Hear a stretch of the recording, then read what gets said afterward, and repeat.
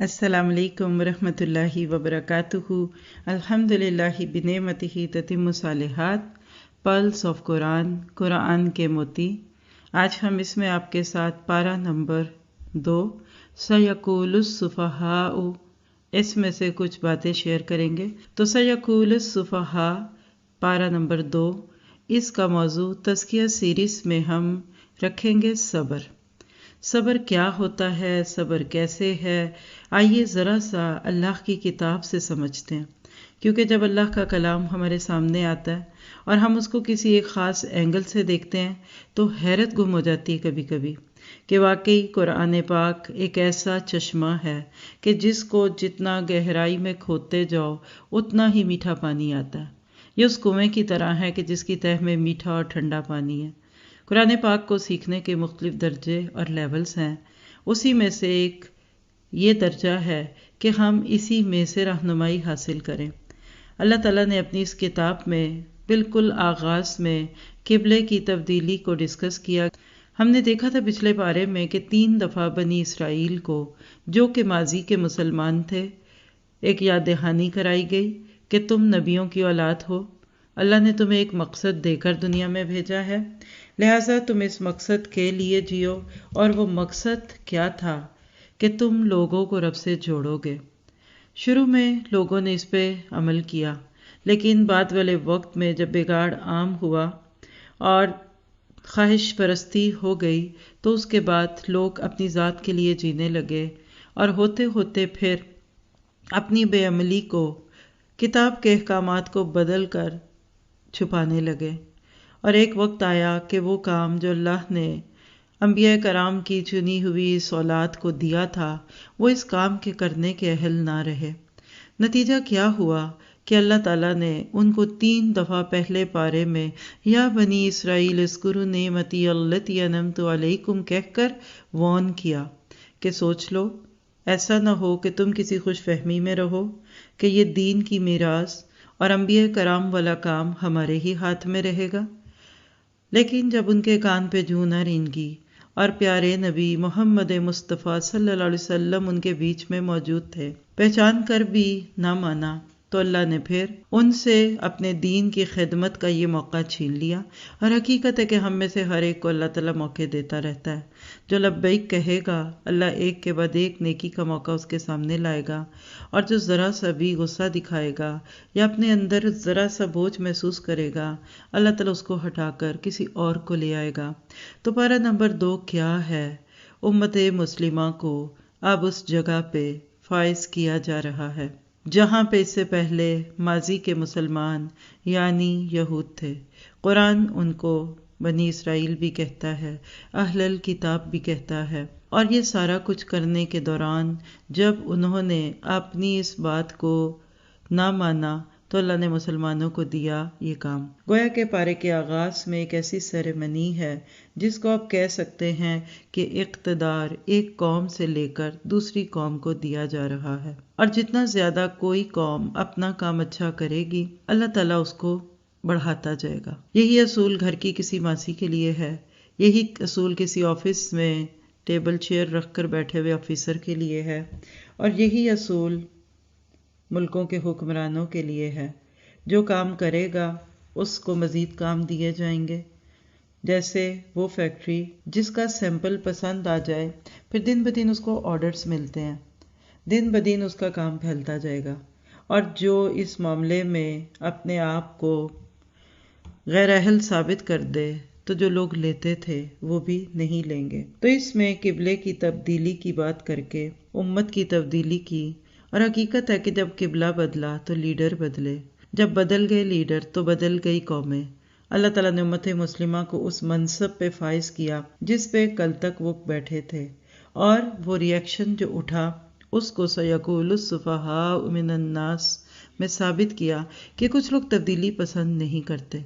चूँकि इस बारे को हमने सब्र के साथ देखना है, सब्र का मौजू इस बारे में कहाँ है और क्या है, तो हकीकत ये है कि सब्र इस पारे की दुआओं से झलकता है। جب ربنا آتنا فی الدنیا حسنۃ وفی الآخرۃ حسنۃ وقنا عذاب النار کی دعا ہم اسی پارے کی آیت نمبر 201 البقرہ میں دیکھتے ہیں. یعنی دنیا کا صبر یہ ہے کہ جو حلال سے ملے، حسنہ سے ملے وہ لے لو، اور اس کے باہر کوئی ایسی چیز جو اللہ کی نافرمانی سے ملے اس کو چھوڑ دو. پھر اسی میں ایک اور دعا بقرہ 250 میں ربنا افرغ علینا صبرا وثبت اقدامنا وانصرنا علی القوم الکافرین، اے ہمارے رب ہمیں صبر دے، ثابت قدمی دے، اور کفار قوم پر ہماری مدد فرما. اس میں بھی رب سے صبر مانگا. تو صبر کیا ہوتا ہے؟ ایک لفظ میں کہہ دوں، پورے کا پورا دین ہی صبر ہے. اگر صبر نہ ہو تو آپ ایک رب پہ صبر کیسے کریں گے؟ پھر آپ تو کئی دروں پہ جائیں گے، کبھی اس کا در کھٹکھٹائیں گے، کبھی اس کا دروازہ نوک کریں گے. صبر کا مادہ نہ ہو تو کیا نماز ادا ہو سکتی ہے؟ سونے کو دل چاہتا، کھانے کو دل چاہتا، بولنے کو دل چاہتا، لیکن وَاسْتَعِینُوا بِالصَّبْرِ وَالصَّلَاةِ، اللہ نے صبر اور نماز کو جمع کر دیا. تو صبر کے بغیر نماز ادا نہیں ہوتی. صدقہ کرو تو صدقہ کیسے ہوگا اگر صبر نہ ہوگا؟ نفس پہ قابو پائیں گے تبھی تو اپنا مال دوسروں کو دیں گے. حج کی بات ہے تو حج صبر کے بغیر کیسے ہو سکتا ہے؟ وہ تو ایک ایک قدم پہ صبر کا ایک سفر ہے. صلہ رحمی کا حکم دیا تو اگر صبر نہ ہوا تو کیسے آپ برے سلوک کے جواب میں اچھا سلوک کریں گے؟ کوئی آپ کو تکلیف دے اور آپ اس کو سہولت دیں، کوئی گالیاں دے اور آپ پھول دیں، تو آپ صبر کے بغیر معاف نہیں کر سکتے. زکوٰۃ دی نہیں جا سکتی جب تک صبر نہ ہو. تو گویا کہ سارا دین صبر ہے، اور اسی کو پھر اینڈ پہ استقامت میں ڈھالتے ہیں. تو صبر کا انتہائی نام پھر استقامت ہے. پھر یہی ایثار ہے. قربانی بھی اصل میں صبر کا دوسرا نام ہے. ہجرت بھی صبر کا دوسرا نام ہے. ہم اس بارے میں صبر کی بہت سی داستانیں پڑھتے ہیں. کئی واقعات ہیں.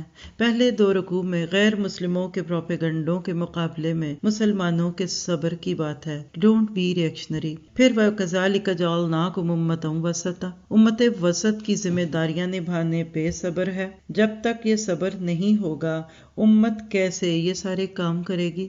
اور حقیقت یہ ہے کہ اللہ نے آپ کو مجھے امت وسط کا مقام دے کر گویا کہ یہ بتا دیا کہ نبی کے بعد انسانوں تک دین کا پیغام پہنچانے کی ذمہ داری اے امت محمدیہ تم پر ہے. آج ہماری ذمہ داری ہے کہ حق کا پیغام غیر مسلموں تک پہنچائیں، مگر کیسے؟ کردار کے ذریعے، گفتار کے ذریعے. اور اس کے لیے پہلے خود دین سیکھنا پڑے گا، پھر دوسروں کو سکھانا ہے. اور مومن کی زندگی کا قبلہ اللہ کا حکم ہوتا ہے.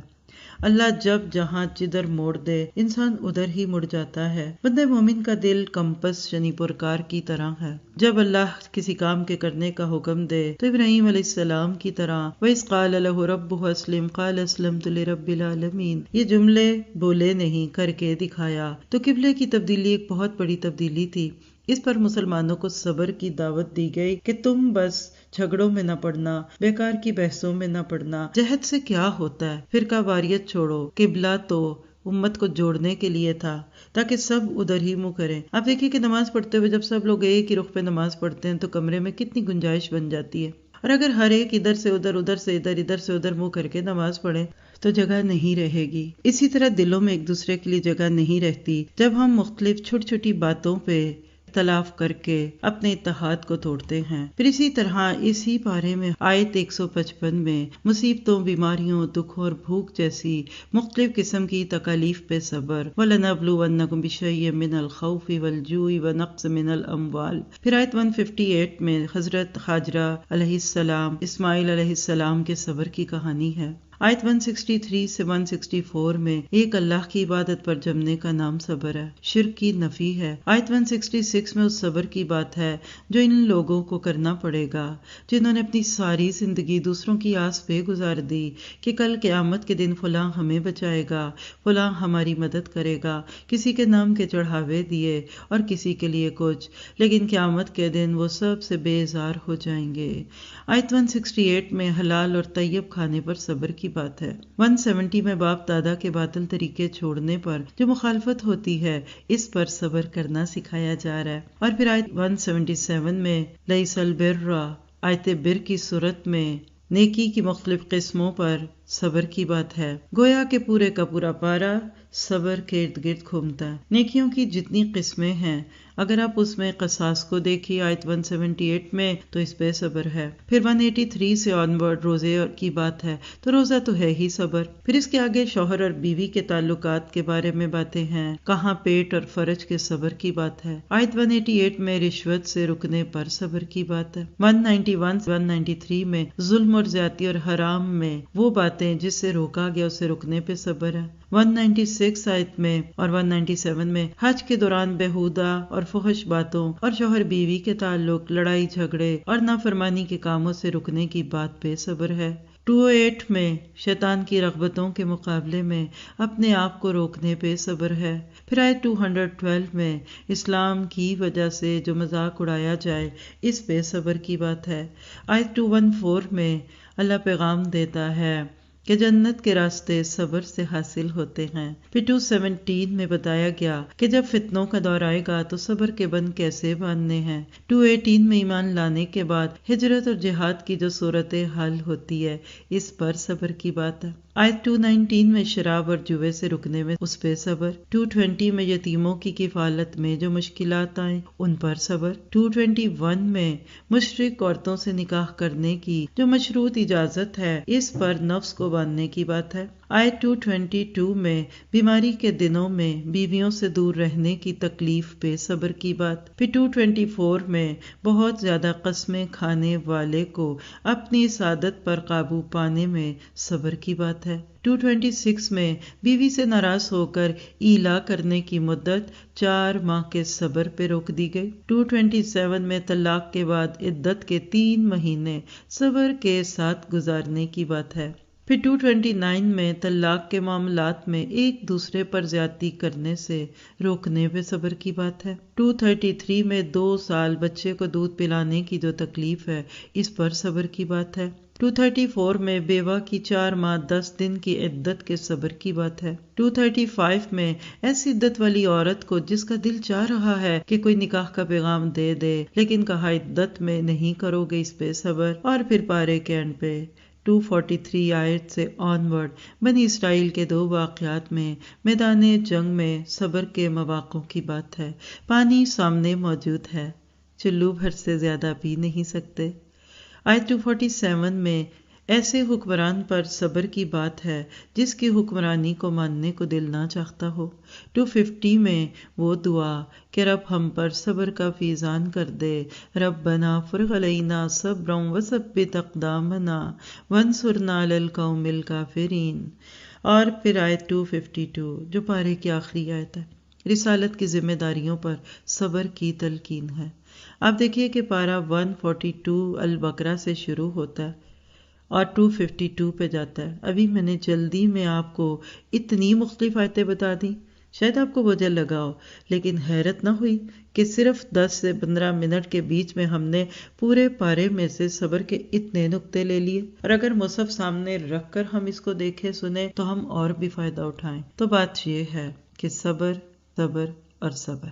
قبلے کی تبدیلی سے جب بات شروع ہوئی، بالکل اسی طرح جب آج ہماری زندگیوں کے قبلے بدلتے ہیں تو بھی شور اٹھتا ہے۔ ایک وہ قبلہ ہوتا ہے جس کی طرف ہم منہ کر کے نماز پڑھتے ہیں 5 دفعہ دن میں۔ جس نبی کے ذریعے وہ قبلہ معلوم ہوا انہوں نے ہمیں زندگی گزارنے کے سارے قبلے سکھائے۔ شادیوں کا قبلہ کیا ہو، غم کے موقع پہ کیا ہو، کمائی کا قبلہ، گھرداری کا قبلہ، بیوی اور شوہر ہونے کے ناطے ذمہ داریاں کیسے ادا کرو، تو گویا کہ ہر معاملے کا ایک قبلہ ہوتا ہے۔ ہم سب نے اس میں سنت کو سامنے رکھنا ہے۔ حیرت کی بات ہے کہ جب نماز کا وقت آئے تو فیتے سے اور انچز ٹیپ سے قبلے کو ناپیں، 19-20 ہو جائے تو کہتے ہیں نماز نہیں ہوئی، فتوے دیے جاتے ہیں۔ لیکن جب ہم عملی میدان میں آتے ہیں تو ہمارے سارے قبلے کیوں بدل جاتے ہیں؟ ہم پھر اس وقت کیوں بھول جاتے ہیں؟ ہماری شادیوں کے قبلے دہلی کی طرف اور ہمارے لائف سٹائل نیو یارک کے ہوں، یہ کیا ہے؟ تو لہٰذا آپ نے میں نے اس سے یہ سیکھنا ہے کہ جب اللہ کا حکم آ جائے پھر سب کو چھوڑ دیجیے۔ شعور سے قرآن پڑھنے کے بعد یہی ایک تبدیلی آتی ہے۔ ہر دن قرآن ہمیں ایک آئینہ دکھاتا ہے جس میں ہم اپنے چہرے کے داغ دیکھتے جاتے ہیں اور ایک ایک کر کے انشاءاللہ اپنے آپ کو بدلتے جائیں گے۔ اگر آپ میں سے کسی کا تبدیلی کا سفر شروع ہو گیا تو آپ کو مبارک ہو، اللہ کی رحمتوں کا ظہور آپ پہ ہوا، آپ تقویٰ کے درجوں پہ فائز ہو گئے۔ پھر اس کے بعد اللہ تعالیٰ نے مشرق اور مغرب کی ان ساری بحثوں سے نکال کر امت مسلمہ کو امت وسط ہونے کا سبق دیا۔ افسوس کی بات ہے کئی نسلیں آئیں اور چلی گئیں اور ان کو یہ تک نہ پتا تھا کہ یہ کام اللہ نے ہمیں دیا۔ آج بھی کسی لے مین چلتے پھرتے راستے میں گزرتے ہوئے بچے کو، پھر ایک بڑے کو، پھر ایک مالی کو، پھر ایک ماسی کو، پھر ایک ینگ کو، ایک افسر کو روک کے تو پوچھئے کہ اللہ نے ہمیں کام کیا دیا۔ وہ آپ کے حال حلیے سے آپ کو دیندار سمجھ کر فوراً کہے گا نمازیں پڑھو۔ یعنی ہمارا دین نماز روزے سے شروع ہوتا ہے، حالانکہ وہ تو تیاری کے مراحل تھے۔ اصل کام امت وسط بننا ہے، لوگوں کو رب سے جوڑو۔ آدم علیہ السلام سے لے کے نبی صلی اللہ علیہ وسلم تک ہر دور میں اللہ نے نبوت کا تار جوڑے ہی رکھا، اور ایک وقت میں کبھی 2 بھی نبی آتے تھے، کبھی ایک علاقے میں ایک تو دوسرے میں۔ آدم علیہ السلام کے جنت میں نکلنے کے وقت جو وعدہ کیا گیا تھا کہ اب میں لوگوں کی ہدایت کا پیغام بھیجوں گا، نبی آئیں گے، کتابیں آئیں گی، پھر جو مان جائے گا اس کو جنت ملے گی۔ اللہ نے یہ وعدہ پورا کیا۔ پھر کیا ہوا؟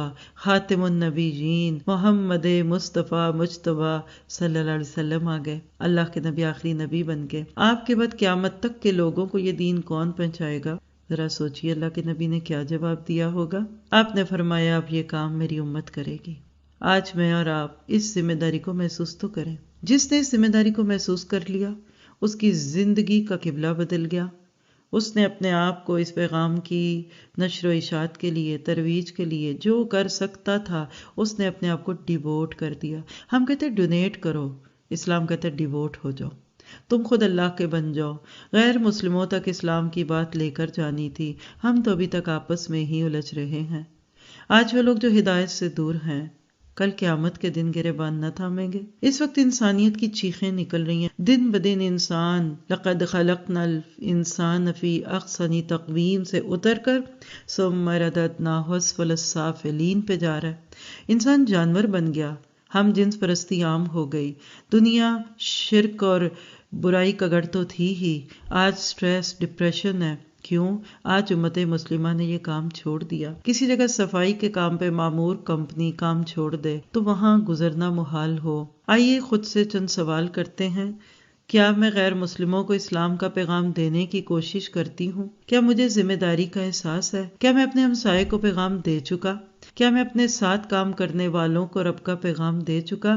اسی طرح ہم میں سے ہر عورت اور مرد اپنے ارد گرد رہتے ہوئے لوگوں سے اپنے آپ کو شروع کریں، اپنا محاسبہ کریں گے، اور خاص طور پہ ہم غیر مسلم ملکوں میں رہنے والے کتنی سہولتوں میں پلتے ہیں، نہ جانے وہاں جا کر کیا ہونے والا ہے، کون کون ہمارے گریبان نہ تھامے گا۔ آپ کے کسی کی امانت ہو اور آپ واپس نہ کریں تو اس کو حق ہے کہ کل آپ پہ کلیم کر دے۔ یہ اسلام کی امانت ہمارے ہاتھوں میں دوسروں کے لیے تھی۔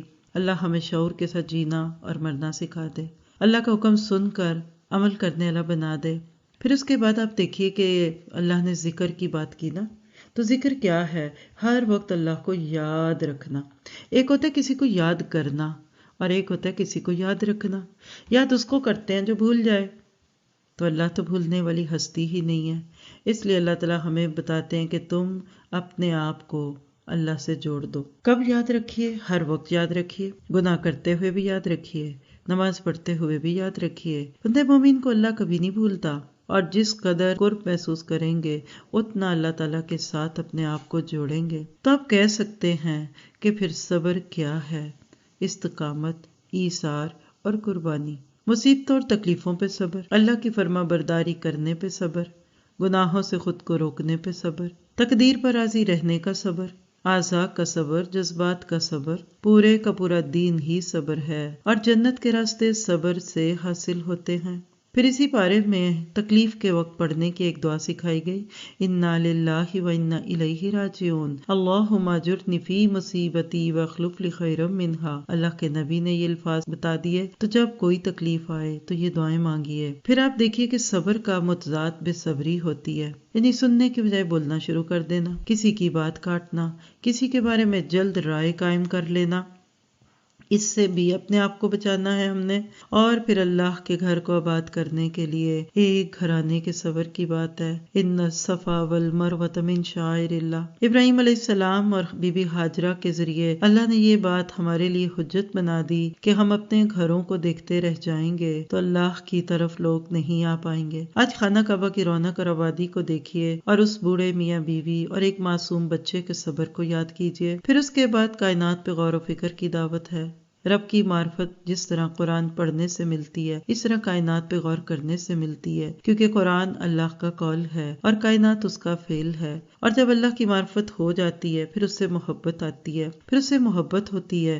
والذین آمنوا اشد حبا للہ، پھر اللہ کا تعالیٰ کے احکامات ماننا آسان ہو جاتے ہیں۔ تو آئیے ذرا اپنے آپ سے پوچھئے، کیا میرے دل میں سب سے زیادہ اللہ کی محبت ہے؟ سب محبتوں کو پیچھے چھوڑ کر مومن اللہ سے محبت میں شدید ہوتا ہے۔ اگر کسی بات میں ٹکراؤ ہو جائے، چاہے اپنے نفس کے ساتھ، اپنے گھر والوں سے، اپنے معاشرے، خاندان اور برادری سے، تو سب کو ناراض کر کے ایک رب کو راضی کر لیتی ہوں۔ لیکن شیطان راستے میں روڑے اٹکاتا ہے، اس کے وار سامنے آتے ہیں، اپنا بن کر آتا ہے، اچھے کو برا اور برے کو اچھا کر کے دکھاتا ہے، ایک طرف عیش و عشرت کی رغبت دلاتا ہے، دوسری طرف فقر سے ڈراتا ہے۔ اور جب ہم آیت بر پڑھتے ہیں تو پتہ کیا چلتا ہے کہ نیکی چند ریچولز کا نام ہی نہیں، لا الہ الا اللہ کہنے سے لے کر ہر چھوٹی بڑی نیکی ایک درخت کی طرح اسلام کا بھرپور اظہار ہے۔ جڑوں سے لے کر تنا، تنوں سے شاخیں، شاخوں پہ پتے اور پھر پھل پھول، تو چھوٹی نیکیاں اور بڑی نیکیاں کرو، ہر قسم کی نیکی کرو۔